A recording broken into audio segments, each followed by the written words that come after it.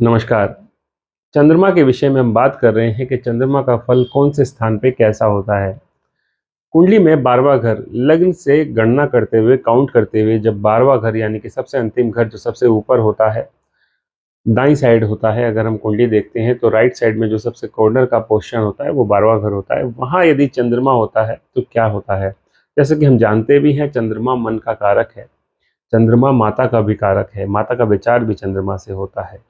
और चंद्रमा जिस नंबर पर होता है कुंडली में, वो नंबर की राशि आपकी जन्म राशि मानी जाती है। अगर चंद्रमा 1 नंबर में है उदाहरण के तौर पर, तो आपकी मेष राशि होगी, क्योंकि मेष राशि फर्स्ट राशि होती है। और इसी तरह अगर 12 नंबर पे है तो मीन राशि 12वीं राशि मीन होती है।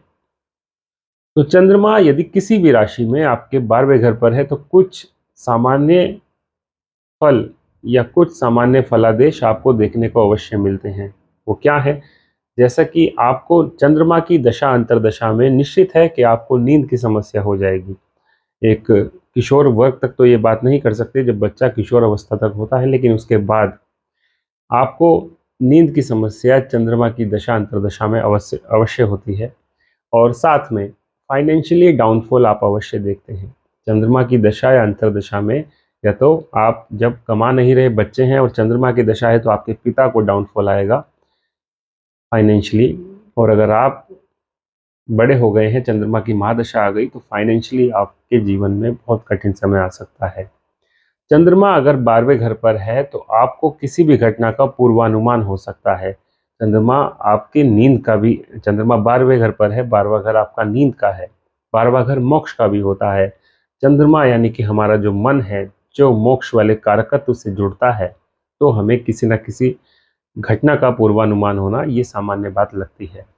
आप अगर आपकी कुंडली में है तो आप देखेंगे, नहीं है तो आपके परिवार, आपके मित्र किसी की कुंडली में चंद्रमा 12वें घर पर है तो आप उनसे पूछिएगा, वो बताएंगे कि ऐसी स्थिति उनके साथ होती है।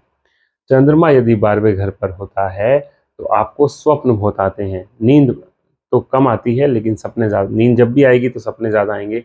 और सपने इस तरह के आएंगे जिसका आपके जो व्यक्तिगत जीवन है, जो आपका या जो सामान्य जीवन आपका चल रहा है, उससे कोई संबंध नहीं होगा। चंद्रमा जब 12वें घर पर होता है और साथ में चंद्रमा की दशा अंतर्दशा भी जब चल रही हो, तो आपको डर बहुत लगता है अकेलेपन से।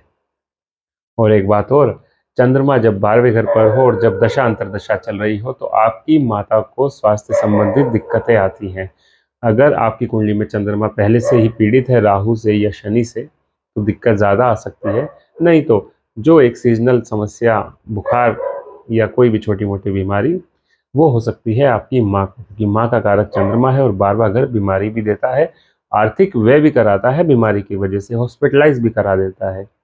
तो ये चंद्रमा के कुछ सामान्य फल हैं, फलादेश हैं, जो सभी की कुंडली में मिलते हैं।